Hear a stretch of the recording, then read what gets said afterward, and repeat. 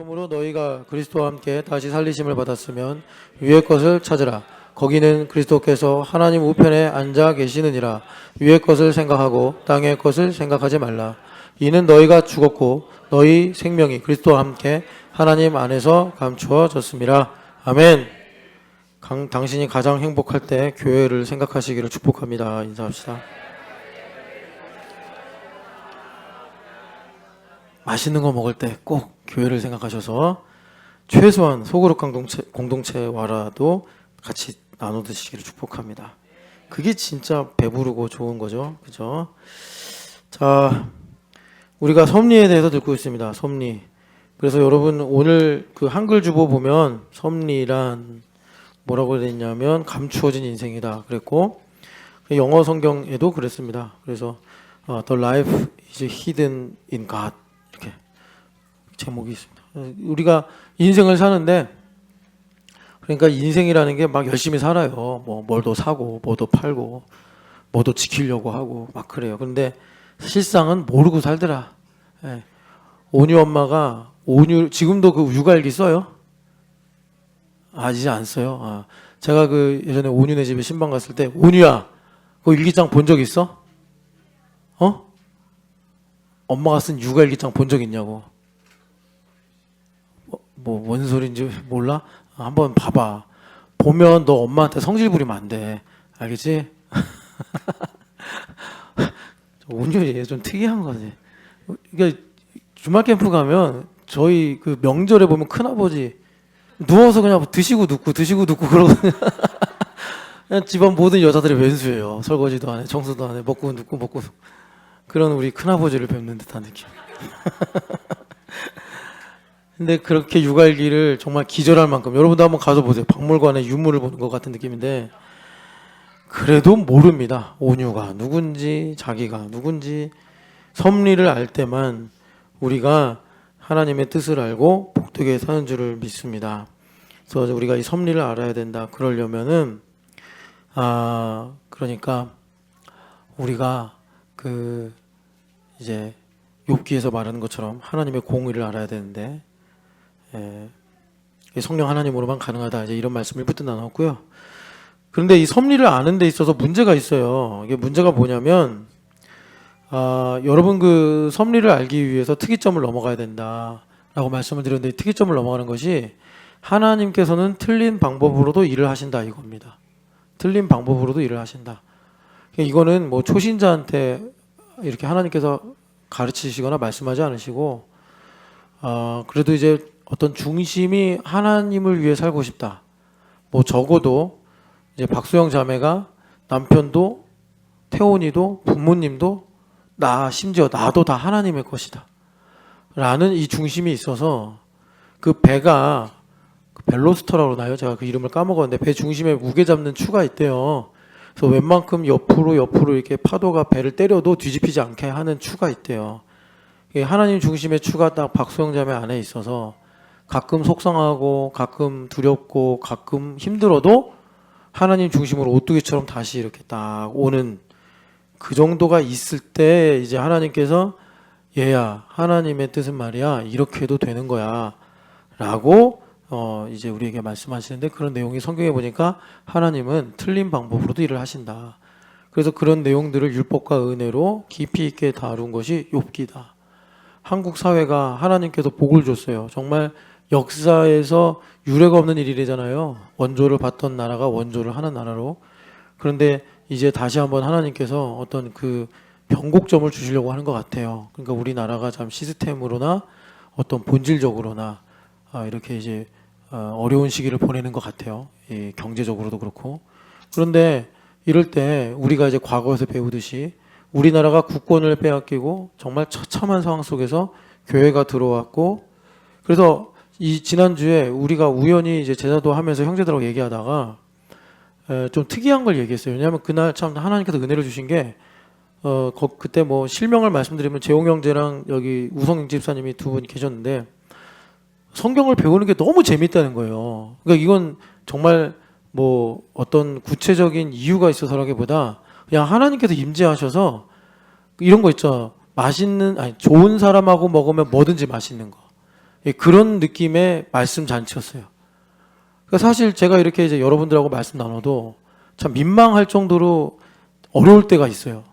분명히 이제 제자도 하려고 말씀 들으려고 왔는데 되게 분위기 안 좋고 막 빨리 끝내고 싶고 막 이런 상황도 있지만 그날은 진짜 다들 일하고 와서 피곤한데 10시 가까이 계속 말씀에 꼬리를 물고 와서 말씀이 이런 것이 있고 저런 것이 있고 나눴을 때 참 재밌다. 진짜 그냥 재미있는 영화를 본 것처럼 재밌다. 이런 느낌이 있었어요. 그러니까 저도 이제 신나잖아요. 저도 사실은 그 계속 이제 늦게 들어가니까 집에 늦게 들어갔다 일찍 나오잖아요. 그러니까 너무 힘들어서 수요일은 그냥 집에 일찍 들어가고 싶다. 그러니까 일찍 들어가면 뭐 잘 수 있는 게 아니라 청소도 좀 하고 빨래도 하고 막 이런 집안일도 해야 되니까. 그런데 이제 우연히 그 전주에 재용 형제가 뒤에 있길래 너무 반가워서 항상 저는 이제 그래요. 반가우면 우리 만납시다. 그래서 이제 만나가지고 이제 모처럼 2달 만인가 1달 만에 만난 거예요. 그러니까 이제 그렇게 말씀을 나누는데 하나님께서 기쁨을 주셔서 참 좋았어요. 그러니까 저도 신이 나니까 뭐 여러 가지 이제 생각이 없던 내용들도 말하게 됐는데 그 중에 하나가 우리나라에 어떻게 복음이 유래가 됐는가 그거예요. 근데 여러분 되게 재밌는 게 참 여러분 한국이란 나라가 특이한 게 선교사가 와서 보통 교회를 세워야 되잖아요. 근데 우리나라는 선교사님이 교회를 세우기 전에 교회가 세워졌어요. 뭐 우리나라가 꼬틱 기독교냐 그게 아니고 그 토마스 선교사님이 중국에서 이렇게 웨일즈 출신이잖아요. 그 토마스 선교사님이 아내랑 신혼 때 선교사로 왔어요. 그러니까 참 훌륭한 분이죠, 토마스. 근데 이분이 아내가 선교 와서 그 당시에 이제 뭐 이렇게 의료나 이런 게 좋지 않으니까 이질인가 이런 거 걸려서 죽었어요. 신혼에 3개월 만인가. 그래서 토마스 선교사님이 엄청 시험 들어가지고 선교 안 해 하고 본국으로 돌아갔어요. 본국으로 돌아가서 그냥 이제 죽었다 생각하고 사는데 하나님께서 치유를 하신 거예요. 그래가지고 이분이 다시 선교를 자원했네. 근데 이번에는 어디를 했냐? 지도에도 없는 조선 땅을 한 거예요. 조선 땅. 그래서 일단 중국에 가가지고 조선어 성경을 많이 번역을 했어요. 그래가지고 캐리어에 잔뜩 넣고 무슨 배를 탔느냐? 제너럴 셔먼호를 탔어요. 그 대동강에서 침몰한 제너럴 셔먼호. 그래가지고 막 평양성의 군인들이 불화살 쏘니까 제너럴 셔먼호가 불탄 거예요. 그래서 살려고 다 뛰어내렸죠. 다 참수됐잖아요. 거기 군인들, 선장, 뭐 선원 다. 선교사님도 마찬가지. 너무 허망하잖아요. 아내랑 정말 그 꿈을 가지고 중국에 왔는데 아내 3개월 만에 죽고.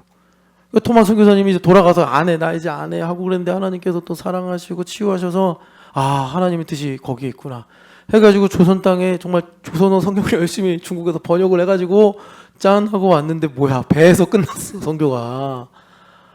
근데 연단된 믿음이 있으니까 낙심하거나 원망하지 않고 그 성경 가방을 들고 내려서 그 이름도 다 잊어버렸는데 박모식이에요. 여러분 다 찾아보면 나옵니다. 군인이 이제 딱 참수를 하려고 칼 들고 있는데 마지막으로 할 말이 없어. 그랬더니 이 책 한번 읽어보쇼 한 거예요. 성경을 갖고. 그리고 돌아가셨어요. 대동강에서. 그 사람이 그럼 그걸 읽고 회심했냐? 아니에요. 돌아가서 집에다 벽지로 붙여서 벽지로. 그 사람 집이 주막이 돼가지고 어떤 그 뭐 이제 상인들이나 이런 객이 왔다 갔다 하면서 그걸 보다 회심을 했네? 벽지에 글이 있으니까. 그 당시는 책이 흔치 않잖아요. 이게 뭔 소리야 하고 읽다가 예수님을 영접했어요. 그래서 소래교회가 세워진 거예요. 황해도에. 우리나라 최초의 교회. 소래교회. 그래가지고 선교사들이 왔는데 이게 교회가 있네? 되게 신기한 거예요. 이게 하나님의 섭리인데 참 그래서 한국은 특이하다. 그런데 이제 여러분 우리가 그 하나님의 이런 감춰진 섭리를 발견해야 된단 말이에요. 토마스 선교사님은 그러려고 할 계획이 전혀 없었는데 하나님 그렇게 일하셔서 참 우리나라가 이렇게 이제 복음을 가지고 사실 그래서 국권도 회복된 거죠. 국권. 진짜 우리나라 역사도 감추어진 역사예요. 여러분 그 유명한 대사 있잖아요. 밀정이라는 영화였나? 거기서 그 이정재가 친일파로 나오면서 그러잖아요. 해방될 줄 누가 알았냐고. 아무도 최남선도 뭐 죄송하지만 여기 뭐 연대 총장을 지내신 누구죠? 윤치호 선생님도 여기 총장 지내신 김한란 박사도 다 해방될 줄 몰라가지고 그랬던 거 아닙니까? 근데 하나님은 해방을 준비하셨네? 그래가지고 우리나라가 독립이 된 거 아니에요? 이런 게 이제 하나님의 섭리예요. 우리가 이 섭리를 알아야 되는데 섭리를 알려면 아까 전에 일부 때 들은 대로 성령 하나님께서 영감을 주셔서 그걸 영혼의 등불이 켜진다. 전능자의 숨결로 말씀하신다. 그래서 여러분 그 영혼을 깨우시는 거예요. 그래서 지난 새벽에 영혼을 깨우신 하나님, 그래서 이사야서 43장 하늘에서 불이 내려 마른 섭을 사르듯이 물이 뜨거운 불에 의해 끓듯이 내 영혼을 일으키신단 말이에요. 하나님께서. 그럴 때 하나님의 섭리가 이렇구나. 이걸 알고 우리가 그 하나님의 이제 인도하신 가운데 보호하신 가운데 산다. 일부 마지막에 말씀드렸지만 왜 이렇게 하나님께서 섭리를 강조하시겠느냐. 우리가 섭리를 모르고도 적당히 살 수 있는 시대가 있었지만 끝났어요. 예를 들어서 이 영적인 섭리 말고 자연적 섭리가 있어요. 그게 뭐냐면 뭐 예를 들어서 우리나라는 뭐 사만사혼으로 겨울철이 지나간다. 아니면 우리나라는 뭐 여름에 장마가 몇 월부터 몇 월까지 있고 그리고 태풍 한두 개가 지나가서 뭐 어떤 이제 균형을 이루는 거죠. 바다의 녹조 현상도 적절히 태풍이 섞어주면서 흘려보내고 그리고 적당히 우리나라에 이런 이제 맞는 곡식이나 열매들이 열릴 수 있도록 비를 내려주기도 하고. 근데 이런 모든 자연적 섭리들이 다 깨져버렸단 말이에요. 예. 여기 보면 우리 여기 조희진 집사님이 쓴 내용 보면 아주 적절한 예시가 있는데 여기 이런 얘기를 옮겨 적었더라고요. 기업의 명운을 결정할 막대한 직책을 어떻게 여자한테 맡길 수 있어 하면서 어떤 유리천장 같은 이런 게 있는가 하면 이제 네거티브한 거죠. 그런데 이제 긍정적으로는 여성이 엄마로 가정을 지킬 때 제일 더 아름다워. 이런 것들이 이제 어떻게 보면 사회적 질서, 사회적 섭리로 있었단 말이에요. 근데 그것도 다 깨졌어요. 깨졌어. 그래서 로마의 역사를 보고 어떤 역사가 그랬대잖아요. 엄마가 타락하면 그 시대의 문명은 끝났다. 지금 우리나라가 그런 걸 지금 목도하고 있는 거 아닙니까? 그러니까 여러분 섭리를 알아야 된다. 섭리를 알아야지. 말하자면 아까 이제 공의를 갖고 얘기했는데 우리 여기 하늘아 그래 앞으로 나왔어. 너 두 걸음만 걸어 나오면 목사나 선교사가 돼야 되는데 가는 거야. 하늘이가 교회가 되어서 예수님의 그러니까 교회 머리신 예수님 공의를 붙잡고 살아갈 때 저 아이가 학교를 다닐 수 있도록 하나님께서 선생님들을 세워주시고 학교를 다니려면 교실이 있어야 되잖아요. 우리나라 어떤 이런 교육들이 건실하게 유지될 수 있도록 경제적으로나 혹은 이제 자기 친구들이 있어야 되니까 옛 주변의 친구들도 하나님께서 돌봐주시고 건강도 주시고 또 저 아이를 키우려면 명주형제가 계속 열심히 운동도 하고 가르치고 일도 해야 되니까 명주형제도 하나님께서 세워주시고 그런 걸 우리가 뭐라 그러냐 영적 생태계다. 그걸 성경에서 만물이다 그런 거예요. 그래서 주님께서 만물을 붙잡는다. 이거를 만물을 충만하게 하신다. 그래서 만물이 지금은 여러 가지 문제로 생태계가 무너지고 있지만 주님께서 영적 생태계를 딱 붙잡아 주실 때 만물이 협조하고 하나님의 통치가 나타나게 된다라는 것입니다. 그래서 우리가 이 섭리를 알아야 되는데 이 섭리에 있어서 중요한 문제가 뭐냐면 아까도 하나님께서 왜 틀린 방식으로 일을 하시려고 하느냐. 왜 우리 머리 아프게. 우리 안 그래도 머리 나빠서 쉬운 방식, 맞는 방식으로 하셔도 우리는 딴소리하고 까먹어버리고 이러는데 왜 하나님은 틀린 방식으로 일을 하시려고 하느냐. 하나님께서 하신 방법 중에 제일 틀린 게 예수님 십자가에 달려 죽으신 거예요. 아니 죄 없는 예수님께서 십자가에 달려 죽으셨잖아요. 그죠? 예성이 조는 거야 안 조는 거야? 안 조르지? 너는 안 조니까 물어보는 거야. 목사님이 딱 이렇게 보는데 조는 것 같은 느낌이 들어가지고 자 설교는 눈으로 듣는 겁니다 여러분. 눈으로. 그래서 그 뭐냐면 우리가 그러니까 하나님의 섭리를 발견해야 되는데 왜 하나님께서 어려운 방식 틀린 방식으로 일을 하시냐면 우리가 이해를 못해서가 아니라 하나님을 향한 뿌리 깊은 반감 때문에 그런 거예요. 뿌리 깊은 반감. 뿌리가 깊은 반감이 있어. 뿌리가 깊은 반감. 제가요 이렇게 이제 설교를 하면서 이게 봐요. 성도님도 얼굴 이렇게 마치 이게 스캔하듯이 쭉 보거든요. 그런데 저를 안 쳐다보면 시험 들었구나 이런 생각이 들어요. 시험 든 사람은 어쩔 수 없어요. 뭐 제가 갑자기 설교하다 말고 뭐 전범일 수 얼굴 표정이 왜 그래? 뭐 그럴 수 없잖아요. 시험 들었는데 2판 4판인데 지금 2판 4판은 굿 용어입니다. 군 용어. 그러니까 마귀가 지금 2판 4판으로 마음을 막 왔다 갔다 하는데 뭐 어떡하겠어요. 근데 가만히 보면 시험 든 게 아니라 조는 거구나. 그러면 이제 내가 어떻게 하겠어요? 깨워야지. 안 그래도 교회도 잘 안 오는데 일주일에 한 번 오는데 자고 있으면 어떡해. 그러니까 제가 지금 이렇게 삼천포로 빠지는 거예요. 이제 눈을 드네. 이제 눈을 들었어. 자, 이제 졸지 말고 설교 잘 들으세요. 중요한 내용이니까. 하나님께서 왜 틀린 방법으로 일을 하시느냐? 우리 안에 있는 뿌리 깊은 하나님을 향한 반감 때문이다. 그래서 여러분 지난번 철야 때 한번 보여드렸는데 마틴 로이드 존스 목사님이 기독교는 뭐 하는 거라고요? 더 행복한 삶, 더 나은 삶을 추구하는 것이 아니라 반감, 하나님을 향한 거역의 문제를 해결하는 것이다. 거역의 문제를 해결하는 것이다. 그래서 하나님께서 이 반감을 고쳐주시려고 틀린 방법으로도 일을 하신다. 그래서 대표적으로 하박국서에 보면은 바벨론이 그러니까 유다를 심판하는 도구가 되더라. 서기야, 넌 또 왜 일어나서 어디를 가냐? 예배 시간에 원래 안 움직이는 거야.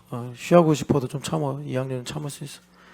자, 그래서 여러분 여기서 틀린 방법이라는 게 정말 하나님께서 악한 방법으로 일을 하신다 이런 게 아니에요. 나의 이 틀을 깨신다는 건데,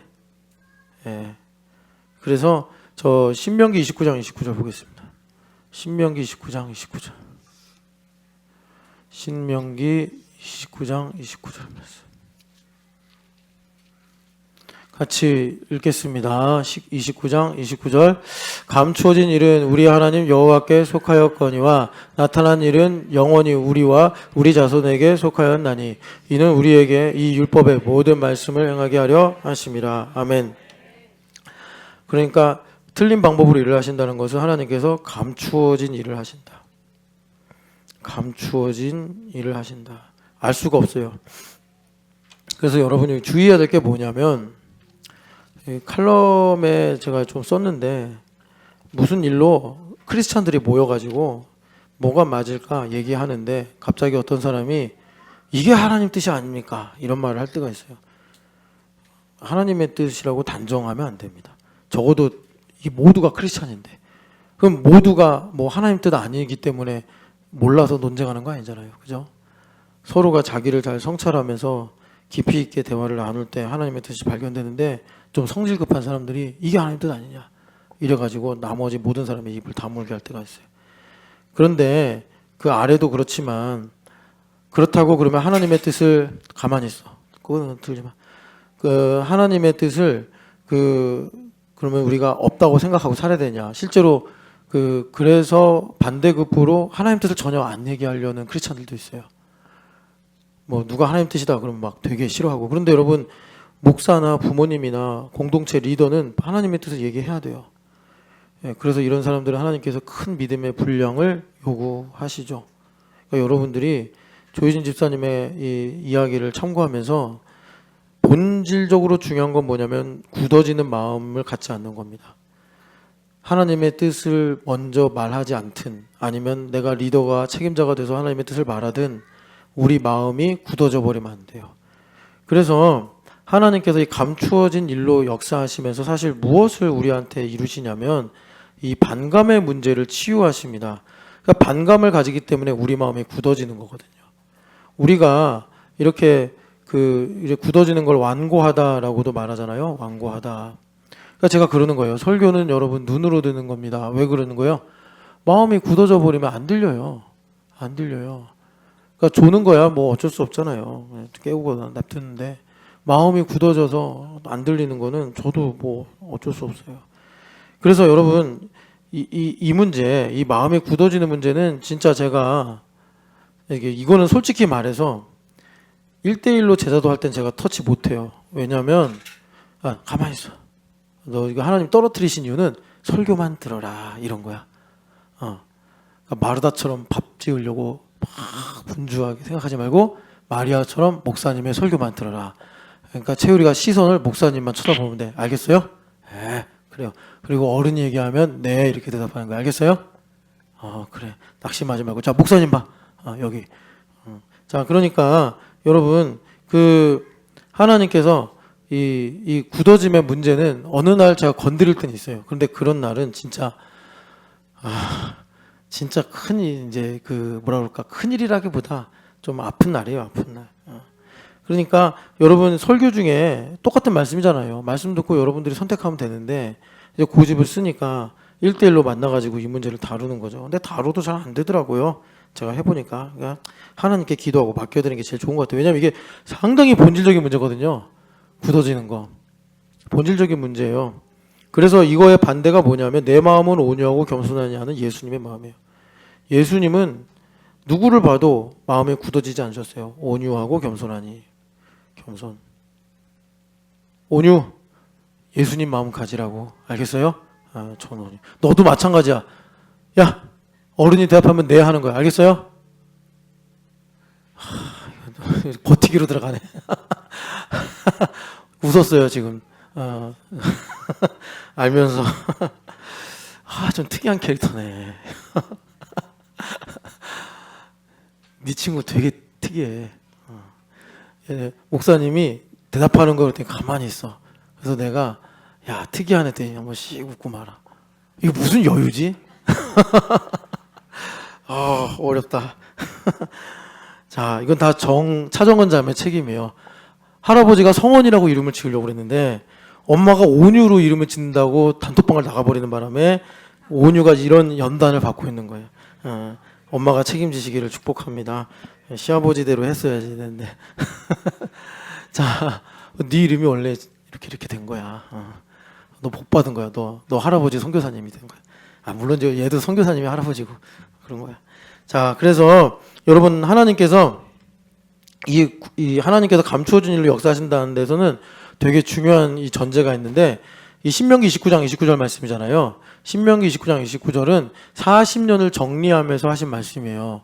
그럼 40년 동안 하나님께서 감추어진 일 뭔가를 하셨다는 거예요. 냅둬요. 난동만 안 부리면 돼. 그러니까 조금만 더 걸어 나오면 너도 목사님 될 거야. 이상한 놈이네 저거. 자, 그래서 그냥 들짐승이라고 생각하면 됩니다.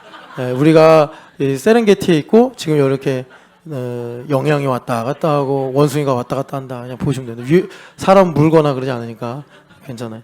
자, 이게 무슨 얘기냐면 감추어진 일을 하셨다는 거예요. 하나님께서 뭐 하셨죠? 광야에서 들어갈 사람과 안 들어갈 사람 나눈 거예요.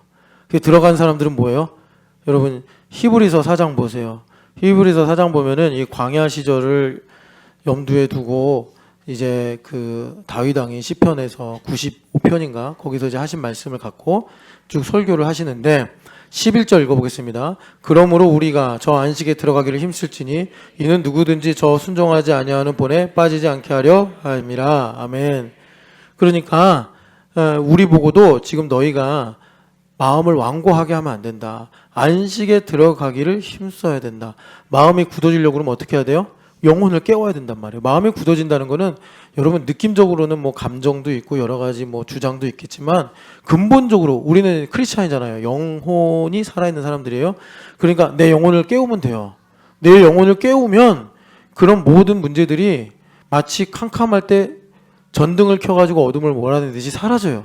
근데 우리가 보통 이제 육신의 방법으로 그런 문제들을 해결하는 데 익숙하다 보니까 걱정 안 해야지 막 이런단 말이에요. 내가 이런 걸로 뭐 벗어나야지 이러는데 그런다고 해서 어둠이 물러가지 않아요. 이강호 목사님이 그런 걸 가지고 어떻게 표현하셨냐면 가위를 가지고 어둠을 오려낸다. 여러분 가위를 가져와서 밤에 왜 이렇게 집이 컴컴해 해서 가위질하면 어둠이 이렇게 조각조각 잘려져서 없어집니까? 아니잖아요. 불 켜면 되잖아요. 영혼을 깨워야 된다고. 영혼을. 그래서 영혼을 깨우는 제일 좋은 방법이 두 가지가 있잖아요. 공동체로 보면은 연합하고 결합이 되면 영혼이 깨어나요. 이게 되게 좋아요.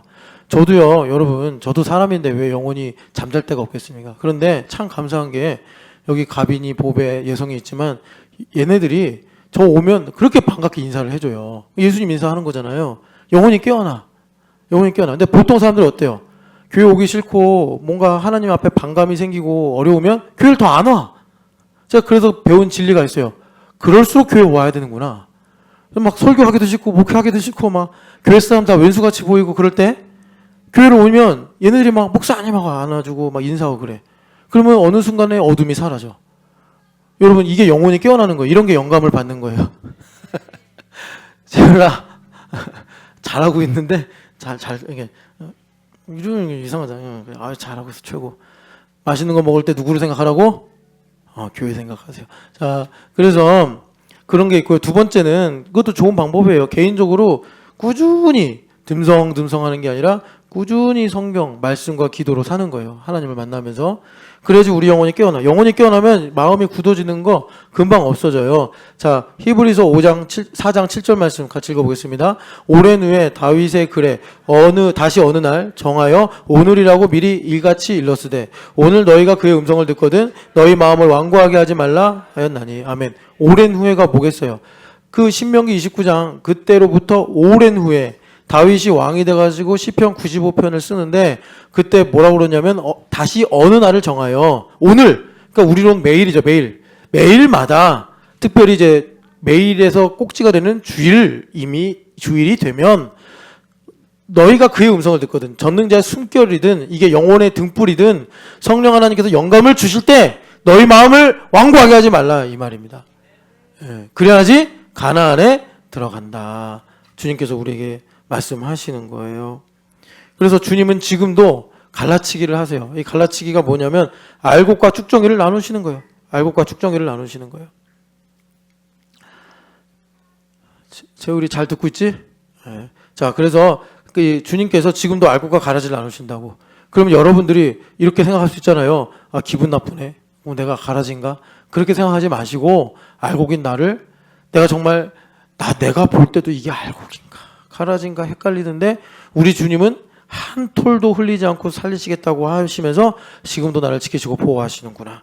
그래서 내가 여기 있구나. 주님께서 우리에게 이렇게 말씀하시는 거예요. 그래서 여러분 여기 아까 전에 히브리서 4장에 주님께서 우리로 안식에 들어가게 하시는 일을 하시니까 너희들도 안식에 들어가길 힘쓰라. 순종하지 아니하는 본, 즉 마음이 완고해지는 여러분 그 민수기에 보면 너무나 많이 잘 나오잖아요. 그런 본에 빠지지 말아라. 불평하고 비교하고 또 우상 숭배하고 이런 거에 빠지지 말아라. 그러면서 주님께서 어떻게 하신다는 거예요. 이 말씀이 이제 12, 13절로 이어지는데 리빙 워드가 우리의 마음을 찔러 쪼개서 부드럽게 하신다. 주님께서 말씀하시는 거예요.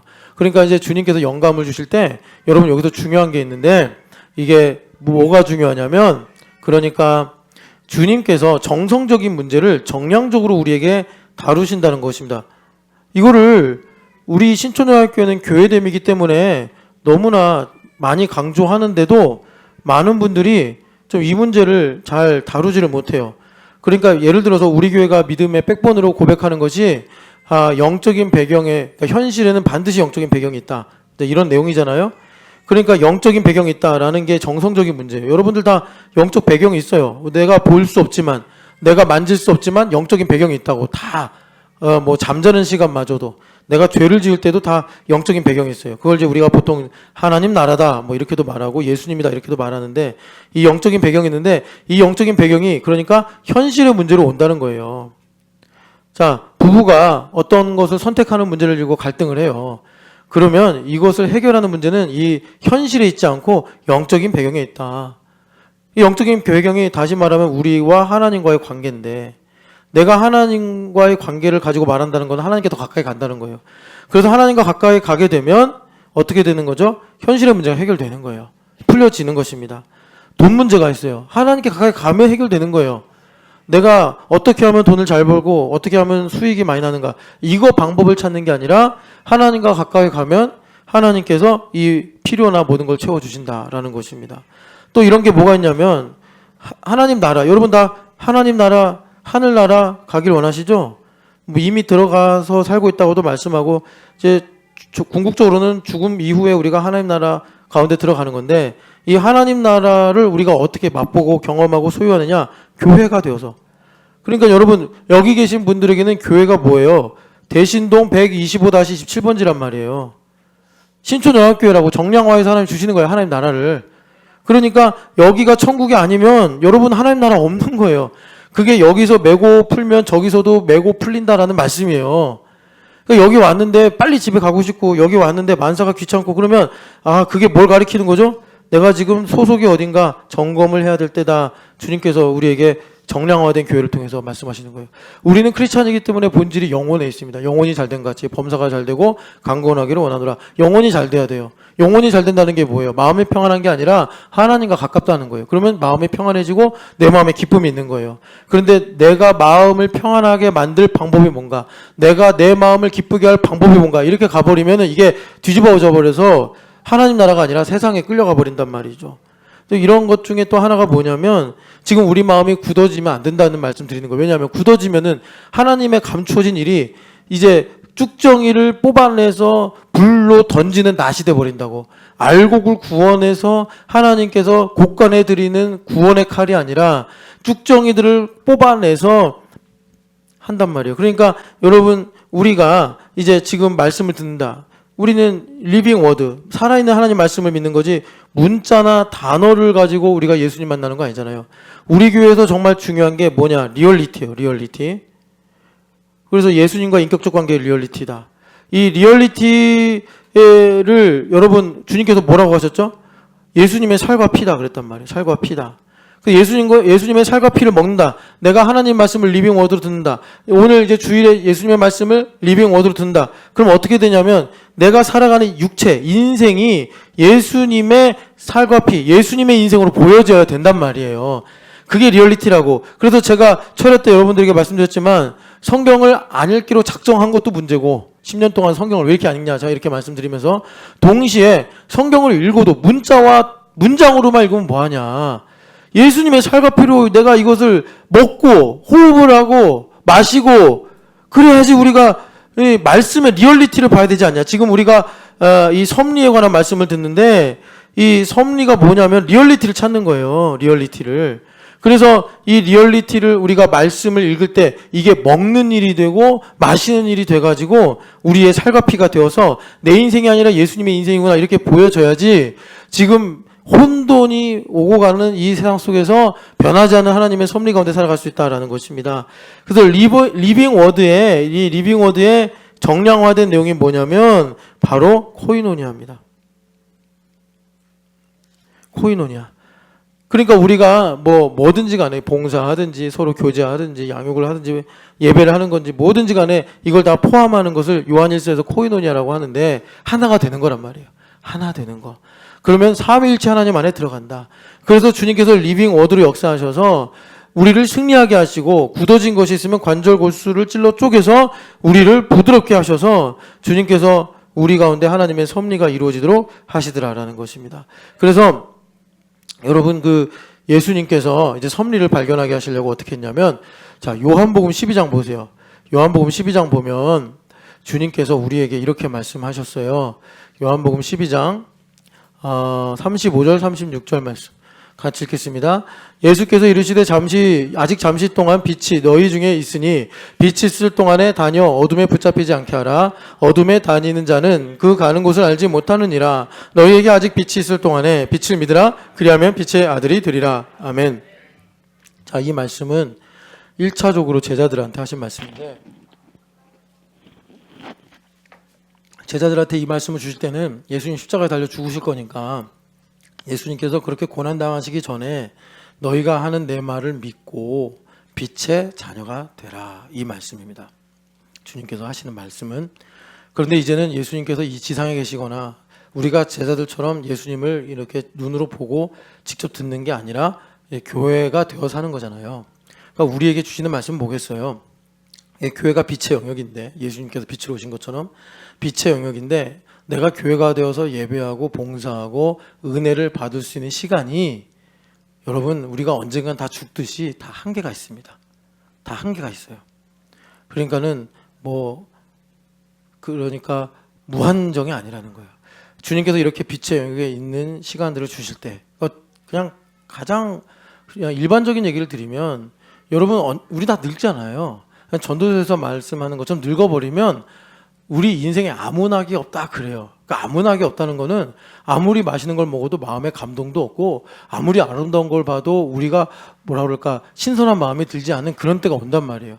여기 지금 우리 어머님들 아버님들을 빼고는 우리도 늙어본 적이 없잖아요. 대부분 우리 교회 아직도 누가 오면 젊네 이런단 말이에요.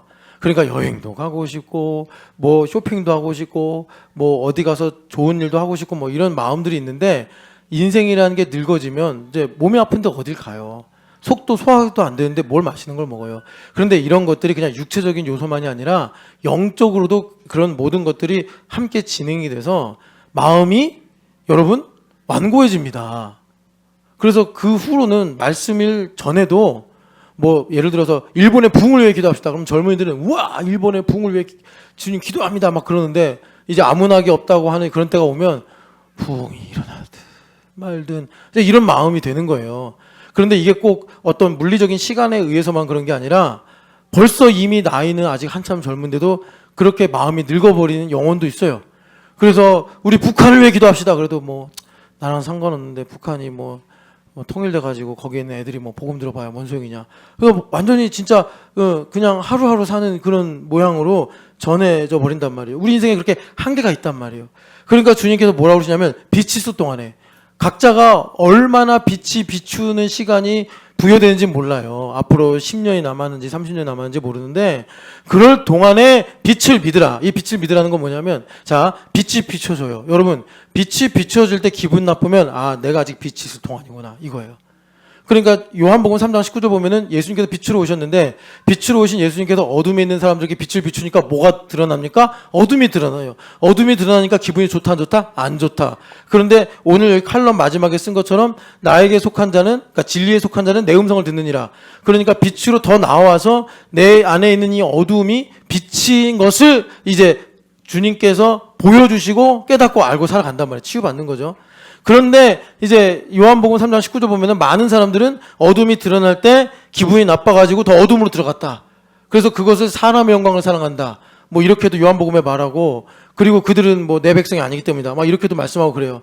그러니까 빛이 있을 동안에 빛을 믿으라는 것은 뭐냐면 내가 이제 교회 와서 예배를 하면 빛이신 예수님께서 그 얼굴에서 해같이 빛나는 빛이 나온다. 이렇게 말씀하잖아요. 그러니까 내 마음에 숨어있는 그 견고한진과 같은 어두움을 딱 이제 주님께서 드러내신 거예요. 영과 혼을 찔러 쪼개니까 드러나는 거예요. 두려움이 드러나는 거예요. 내 거라고 주장하는 게 드러나는 거예요. 용서하지 못하는 응어리가 드러나는 거예요. 그럴 때 빛을 믿으라. 주님 저는 소경이니 보게 하여 주옵소서. 의원에게 그러니까 병자에게 의원이 있을 때 있지 건강한 자에게는 의원이 있을 때 없느니라. 이 건강하다는 게 뭡니까? 기분 나쁘다는 거죠. 예수님께서 진리가 너희를 자유롭게 하리라 했을 때 많은 유대인들이 그랬다는 거 아닙니까? 내가 남의 종이 된 적이 없는데 왜 나한테 자유하라 하는 거 하면서 이분들이 오늘 칼럼의 거짓말인데 그런 게 거짓말이란 말이에요. 주님께서 빛을 비추시는데 싫다고 하고 거부감을 나타내고 경계심을 드러내고 이런 게 이제 거짓이라고 주님께서 말씀하시는 거라. 여러분 빛이 비출 때에 우리로 말하면 빛의 영역에 있을 동안에 빛을 믿으시기를 축복합니다. 그러면 주님께서 빛의 영역인 섭리 아래 우리가 행하게 하시는 것입니다. 그래서 여러분 46절 같이 읽어보겠습니다. 나는 빛으로 세상에 왔나니 물은 나를 믿는 자로 어둠에 거하지 않게 하려 함이로라. 아멘. 주님께서 빛을 믿는 우리로 빛 가운데 거하게 하시더라라는 거예요. 이것이 섭리 아래 우리가 살아가는 것입니다. 그래서 아까 틀린 방법으로 일하신다라고 하는 것처럼 우리가 이제 그런 것이 뭐냐면 하나님께서 예수님께서 오셔서 빛을 비추시는데 서규야 빛을 비추면 어떻게 된다고? 어둠이 드러난다고. 그럴 때 어떻게 하면 된다고? 십자가로 더 가까이 가는 거예요. 저는 어렸을 때 뭐였죠? 십자가로 가까이 날마다 아닌데 주께로 가오니 아닌데 내가 매일 십자가 앞에 이 찬양 이해가 안 돼. 왜? 아니 십자가 달리신 예수님을 나 믿는데 왜 또 나가야 돼? 왜 또 나가야 되지? 왜 매일 가야 되지? 이게 좀 약간 너무 율법적으로 들리는 거예요. 내가 그럼 맨날 십자가로 또 어떻게 나가야 되나? 그런데 십자가로 나온다는 게 뭐냐면 여러분 성경에도 말씀하지만 옛사람 벗고 새사람 입는 것이고 빛으로 어둠이 드러날 때 빛 가운데로 나아가는 것입니다. 그래서 제가 여기서 하나 말씀을 드리면 에스라서 2장을 보세요.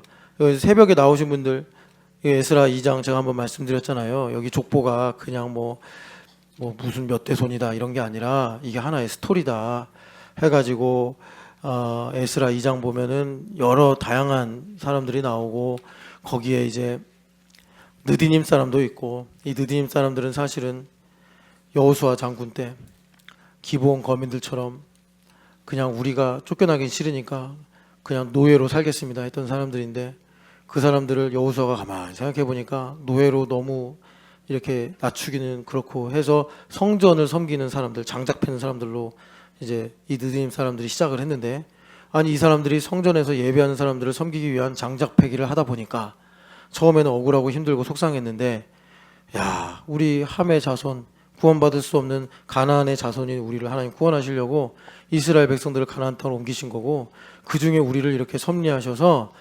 성전에 장작을 패게 하셨구나. 그래서 그 아들도 그의 아들도 그의 아들도 장작을 패면서 성전을 마치 문지기들처럼 제사장들처럼 레위인들처럼 사랑해서 그들이 포로로 끌려갔다가 놀라운 것이 가나안 땅으로 돌아왔다는 거예요. 이 사람들이 무슨 뭐 명예로운 다윗의 자손도 아니고, 이들이 무슨 뭐 어느 지파의 족장의 자손들도 아닌데, 이들이 그냥 이름도 없는 무명의, 우리나라로 말하면 성도 없는 그런 이 불가촉 천민 같은 그런 하위 계층에 있는 사람들인데, 성전을 섬기다 보니까, 여기 느디님도 그렇고 56절에 솔로몬의 신하도 그렇다고요. 이 신하가 뭐 영의정 좌의정 그런 신하가 아니라고 했잖아요. 솔로몬의 역군이다. 그래서 이런 사람들이 성전, 공통점은 성전을 섬기던 사람들이에요. 성전을 정말 섬기던 노동자들 출신의 이런 자손들이 성전을 섬기다가, 예를 들어 이런 거예요. 정말 직업이 없어. 그래서 나는 이제 뭐 먹고 사나 했는데 우연히 교회에 어떤 그 공고를 받고, 그래서 교회 청소부가 된 거야. 예수님도 안 믿는데. 그래서 교회 장로님들이 이렇게 보다가, 이분이 참 예수님을 안 믿는데 이분을 교회 청소로 고용을 해도 될까? 어떤 큰 교회 같으면 그럴 수 있잖아요.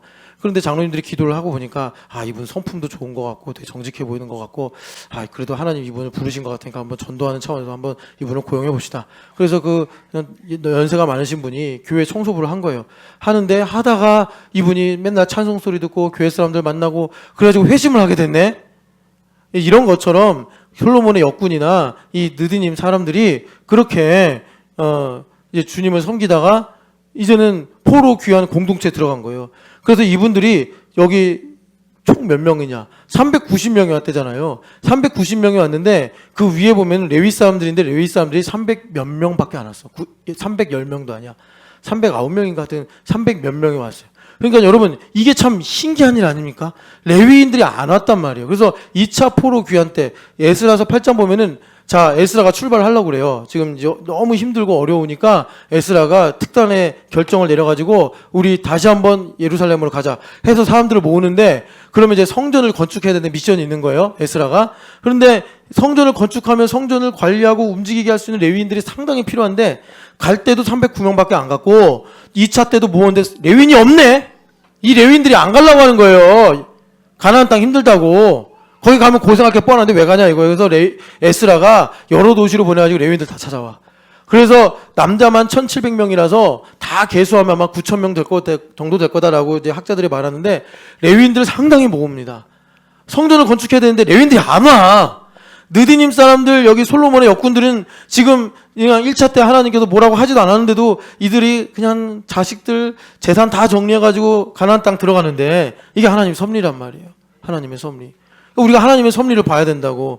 여러분, 예수님께서 하나님의 섭리를 어떻게 표현하셨냐면, 나중된 자가 먼저 되고 먼저 된 자가 나중된다. 이걸 개인으로 말하면 전보미 집사님에게 있는 나중된 것, 불행이 알고 보니까 축복이고, 그리고 하나님의 섭리를 보게 되니까 내가 정말 중요하고 소중하고 내가 정말 복이라고 여겼던 그것들이 나중에 나중된다. 무슨 말이에요? 이거 아무 쓸데없는 거였구나.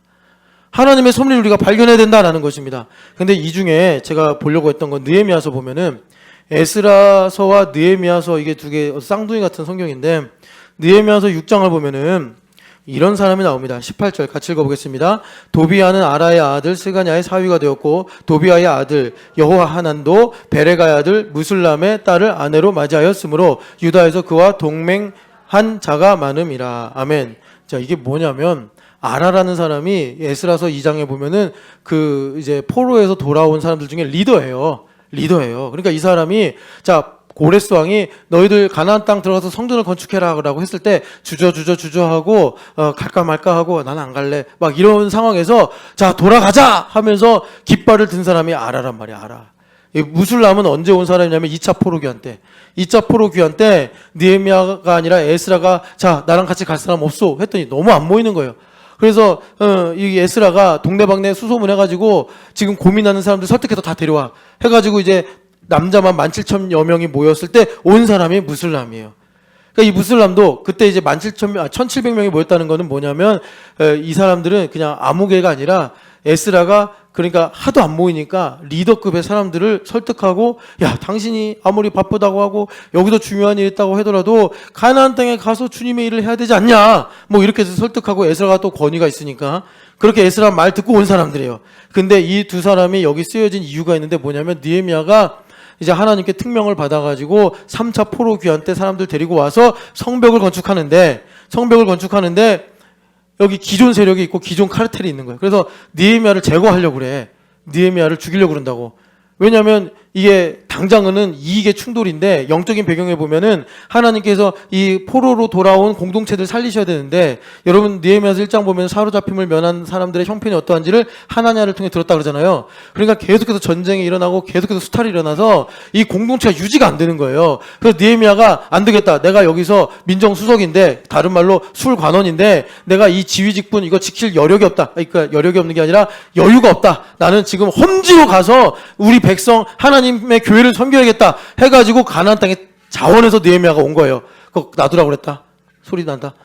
그래가지고 이 느헤미야가 왔는데 이 느헤미야가 오게 된 건 하나님의 영적인 배경이 있는 거 아닙니까? 그래서 하나님께서 예수님 오실 때까지 약 500년 뒤까지 이 공동체를 유지하셔야 되니까 요셉을 미리 보내가지고 이 애굽의 기틀을 닦은 것처럼 하나님께서 느헤미야를 보내서 앞으로 500여 년간 수많은 전쟁, 뭐 이제 알렉산더와의 전쟁도 있고 알렉산더가 죽은 다음에도 전쟁이 일어나고 그런 동안에도 이 공동체가 깨어지거나 사라지지 않도록 이제 주님께서 느헤미야를 통해서 기틀을 딱 닦으시는 겁니다. 그러니 원수마귀가 가만히 있겠냐고.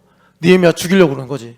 그래서 느헤미야가 많은 음모에 노출되고 그러는데 그 중에 이 사마리아 사람 도비아가 있었는데 도비아가 사마리아 사람인지 어떤 다른 이방 민족인지 모르겠어요. 제가 정확하게 지금 알아보진 않아서. 근데 이 도비아가 그 느헤미야의 일을 족족 반대하는 거예요. 근데 알고 보니까 이 도비아가 어떻게 그렇게 개입을 하게 됐냐 했더니 아라와 무슬람과 사돈지간이 됐네. 이게 무슨 말이냐면 아라랑 무슬람이 분명히 교회를 위해서 하나님 나라를 위해서 헌신을 했는데 이들이 살다 보니까 현실의 문제가 녹록하지 않은 거예요.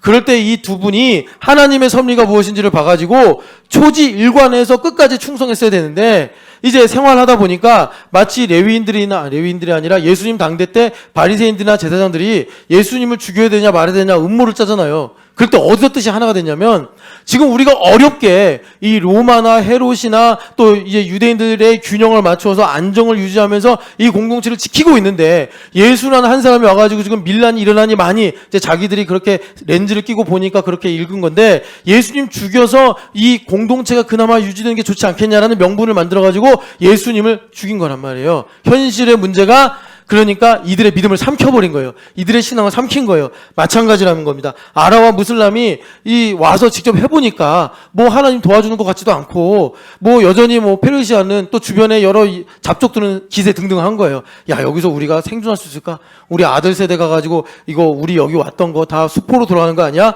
그래서 이제 차선적으로 선택한 건 뭐냐면 도비아의 딸을 이제 자기 며느리로 삼고 자신의 딸을 도비아의 그러니까 사위가 되게 해가지고 이렇게 동맹을 맺는 거예요. 이런 겁니다. 이게 영화에서 많은 클리셰로 쓰이는데 그러니까 뭐죠? 그 영화 가운데도 이런 거 있잖아요. 어떤 문제를 해결하려다가 자기가 더 심각한 문제가 되는 거. 어떤 범죄자를 잡으려다가 저희가 더 심각한 악이 되는 거. 여러분 이런 거 뭐 드라마나 영화에서 많이 보셨죠? 그런 것처럼 자기가 하나님의 거룩한 뜻을 위해서 이 문제를 현실의 문제를 해결해야겠어 해가지고 그것을 막 해결하려고 하다가 그 문제에 내가 삼켜져 버리는 거예요. 이거 우리 신앙에도 되게 중요한 문제입니다. 아라랑 무슬람이 여러분 지금 이 누굽니까? 느헤미야를 죽이려고 하는 도비아 편에 서 있는 거예요. 왜 그런 거죠? 느헤미야 위험한 사람이라는 거예요. 지금 안 그래도 어려운 가운데서 우리가 이렇게 균형을 잡고 살고 있는데 느헤미야가 와가지고 성벽을 건축한다 그러면서 기존의 질서, 자기보다 먼저 와서 수십 년 동안 이 땅을 땅고 이 땅에 어떤 이 질서를 세운 자기들의 모든 것을 다 무너뜨리고 혼란 가운데 있어서 지금 페르시아에게도 의심을 사게 만들고 지금 주변에 적절히 좋은 관계를 맺고 있는데 그걸 다 무너뜨려가지고 우리를 위험하게 만들고 있다. 야, 느헤미야 제거하는 게 낫겠다. 해가지고 지금 느헤미야를 죽이겠다고 이런저런 이제 음모를 짜고 있는 사람들이 됐다라는 것입니다. 왜 이들이 이렇게 됐느냐? 한번 이들이 살아서 얘기할 수 있으면 물어보면 알아요. 다 잘 해보려고 했어. 어떻게든 난 유대 공동체가 잘 되기를 바랬어. 우리가 힘들게 거기서 다 버리고 와가지고 여기까지 왔는데 그냥 우리는 대단한 거 바라지 않았어. 그냥 우리가 일구는 땅과 집만 보존했으면 해서 하고 하다 보니까 처음에는 도비아랑 알고 지내고 도비아의 딸을 며느리로 삼고 그러다 보니까 나중에 느헤미야를 죽여야겠다 이런 생각까지 하게 된 거야. 하나님을 대적하는 거예요. 여러분, 하나님의 섭리를 알아야 됩니다. 우리가 감추어진 하나님의 섭리를 모르면, 자, 전일준 집사님은 그냥 좋게 나는 온유를 잘 키워보려고 했어. 네. 박소영 자매는 나는 그냥 남편을 사랑하려고 했어. 뭐 이런 거예요. 그런데 끝에는 뭐예요? 거기 뒤에는 내가 있고, 내가라는 것은 현실의 문제에 사로잡힌 현실의 문제가, 나라는 현실의 문제가 나를 삼키고 말더라라는 것입니다. 그래서 여러분, 우리가 참 이런 일을 두고 하나님의 섭리를 알아야 된다. 그래서 이제 마지막으로 다시 골로새서 3장으로 가면은, 그래서 주님께서 우리에게 명령하시는 것이 뭐냐? 위의 것을 찾으라, 이것입니다. 위의 것을 찾으라는 건 뭐냐? 감추어진 하나님의 일을 구하라라는 것입니다. 감추어진 하나님의 섭리를 구하는 방법이 하나님 우편에 계신 그리스도를 얻으며 살아라. 그래서 여러분, 이 1절부터 3절이 위의 것을 찾으라는 명령이고, 율법이에요. 명령이고, 왜 그래야 되는지를, 어떻게 그렇게 할 수 있는지를 4절부터 11절까지 설명해 주는데, 그러면 위의 것을 찾는 게 뭐냐? 뭐 우리가 바벨탑 세우라는 얘기가 아니라요. 위의 것을 찾으라는 것은 여러분 제일 정확하게 나온 게 9절 10절입니다. 같이 읽어보겠습니다. 너희가 서로 거짓말을 하지 말라. 옛사람과 그 행위를 벗어버리고 새 사람을 입었으니 이는 자기를 창조하신 이의 형상을 따라 지기까지 새롭게 하심을 입은 자니라. 아멘. 정말 내가 현실의 문제를 잘 해결하려면 여러분 어떻게 하면 돼요? 우리가 날마다 새로워져서 주님께서 일하시면 된다라는 것입니다. 이것이 섭리를 발견하는 것입니다. 이 섭리를 발견하는 대표적인 그 내용이, 오늘 이제 책이 바뀌었잖아요. 그게 이제 그 고난이란 폴트립의 책인데 여러분 꼭 한번 읽어보시면 너무나 좋겠고, 서로 선물해도 좋아요. 공동체에서 좀 서로 선물해서 너무 좋은 책이에요. 좋은 책. 우리가 우리 시대를 살면서 폴트립의 책을 읽지 않아도 알기는 해야 됩니다. 이게 너무나 좋은 책인데, 이분의 다른 책이 뭐냐면 부모님에 관한 책이 있어요. 그거는 좀 또 다른 부모님도 읽어보셨으면 좋겠고, 여하튼 간에 여러분 우리가 하나님의 섭리를 발견하는 위의 것을 찾는 게 뭐냐? 자, 24, 25절, 1장 24, 25절입니다. 같이 읽어보겠습니다. 나는 이제 너희를 위하여 받는 괴로움을 기뻐하고 그리스도의 남은 고난을 그의 몸된 교회를 위하여 내 육체에 채우노라. 내가 교회의 일꾼 된 것은 하나님이 너희를 위하여 내게 주신 직분을 따라 하나님의 말씀을 이루려 함이라. 아멘. 우리가 위의 것을 찾는다가 뭐냐? 여러분, 땅의 것은 뭐죠? 우리의 인생의 고난이에요. 그런데 위의 것을 찾으면 어떻게 되죠? 이 고난이 어떻게 되는 거죠? 그리스도의 남은 고난이구나 알게 된다는 것입니다. 폴트립의 책이 뭘 가리키냐면 이 고난 안에 감추어진 하나님의 비밀이 뭔지를 소개해 주는 게 이 폴트립의 고난이에요. 그래서 여러분, 우리가 위의 것을 찾는다는 게 뭐냐? 지금 이 땅에 내가 성경학교 섬기느라고 지금 고생하고 있어요. 아까도 말씀드렸지만 성경학교 도움이 필요한 것도 사실이지만 여러분들한테 도움을 구걸하는 게 아니라 그 고난에 동참함으로 내 인생에 감춰진 천국의 비밀인 그리스도의 남은 고난을 발견하라는 것입니다. 우리 교회가 제자도 교회예요. 주님께서 제자도 두 가지로 말씀했어요. 먼저 자기를 부인해라. 뭐 해줘? 나를 부인해도 행복할 만큼 은혜를 누리라는 거예요. 은혜를 누리고 살으라는 거예요. 그리고 두 번째가 뭐냐면 자기 십자가를 지고 따르라. 저 이 말씀도 정말 좀 이해가 안 됐어요. 십자가 하면 예수님이 십자가지 왜 자기 십자가인가? 그 자기 십자가가 뭐냐면 여기 나와 있는 내 인생의 고난이 그리스도의 남은 고난이 되는 거예요. 내 육체에 채워진 고난이 그리스도의 남은 고난이 돼서, 자, 여러분들 각자 고난은 고유하잖아요. 그 고난 속에 감추어진 하나님의 비밀을 보는 거예요. 그럼 여러분들이 그럴 수 있어요. 왜 하나님은 고난 속에 하필이면 비밀을 감추어 놓으셨습니까? 하여튼 싫으면 별 변명을 다 만들어내. 창의적으로. 왜 그런 거겠어요? 1번, 우리 마음이 교만하고 정직하지 않기 때문이며, 2번, 우리가 흑암에 살고 스스로 죄를 지어서 하나님을 떠났기 때문이다. 이거예요. 그래서 여러분, 하나만 더 읽을게요. 자, 디모데 후서를 보면은, 자, 여러분 이 말씀이 어우 힘들어. 그러면 좀 많이 기도하세요. 자, 1장 8절 말씀 같이 읽겠습니다. 그러므로 너는 내가 우리를 주를 증언함과 또는 주를 위하여 갇힌 자 된 나를 부끄러워하지 말고 오직 하나님의 능력을 따라 고난과 함께 복음과 함께 고난을 받으라. 아멘. 복음과 함께 고난을 받으라. 아, 저 이 말씀 진짜 솔직히 말해서 많이 힘들었습니다. 왜 고난을 당해야 되지? 아니, 보통 교회에서 우리가 감동받고 아멘하는 말씀은 복음과 함께 승리하자, 복음과 함께 건강해지자, 복음과 함께 행복하자. 그런데 마틴 로이드 존스 목사님이 그렇게 하는 거는 다 컬트다. 그거 기독교 아니다. 사입이다. 이렇게 말씀하고, 그러니까 여러분 복음과 함께 고난을 받으라. 이게 진짜 철치라는 건데, 이게 무슨 말이에요? 여러분, 주님께서, 성령 하나님께서 우리에게 영혼의 등불을 켜셔서 복음의 능력으로 우리 영혼의 깊은 것을 보게 하셔서 하나님의 비밀을 발견하게 한다라는 것입니다. 고난을 받으라, 고생해라 이 얘기가 아니라 우리 인생의 고난을 복음으로 말미암아 영혼의 등불을 켜니까 어떻게 된다는 거예요? 우리에게 주시는 것은 7절에 두려워하는 마음이 아니요. 근데 여러분 풋노트 달려있는 거 보시면 알겠지만 두려워하는 영이 아니요. 우리 영혼의 등불을 켜셔서 능력과 사랑과 절제를 주신다. 그렇게 되고 나니 고난 가운데 감춰진 하나님의 비밀이 보이는 거예요. 그래서 그 일로 우리가 고난에 매이고 고난에 갇히는 게 아니라 나 이제 자유하네. 주님의 피로 자유하게 되어 하나님의 섭리 가운데 살게 되는 것입니다. 우리 같이 기도하겠습니다. 하나님 아버지, 내가 교회됨을 이루어 은혜의 지배